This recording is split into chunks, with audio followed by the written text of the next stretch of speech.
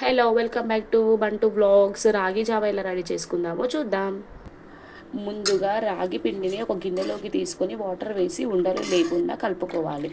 తరువాత ఒక ప్యాన్ పెట్టి అందులో వాటర్ వేసి ఉప్పు వేసి దీన్ని మరగనివ్వాలి. ఇది బాగా మరిగిన తర్వాత రాగి జావా వేసుకుందాం. వాటర్ మరుగుతున్నాయి, స్టవ్ చిన్నగా అనుకొని రాగి జావా వేసుకుందాం. చూడండి, ఉండలు లేదు రాగి జావా.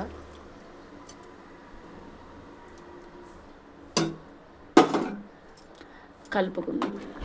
దీన్ని బాగా ఒక 10 మినిట్స్ 15 మినిట్స్ మరగనివ్వాలి.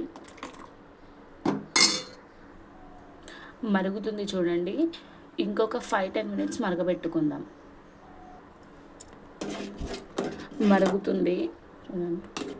లూజ్గానే ఉండాలి, జావ కదా, కొంచెం టైట్ ఉంటే తాగబుద్ధి కాదు. లూజ్గానే ఉండాలి. అన్నం ఉంటే అన్నం వేసుకోండి, మరిగేటప్పుడు టేస్టీగా ఉంటుంది.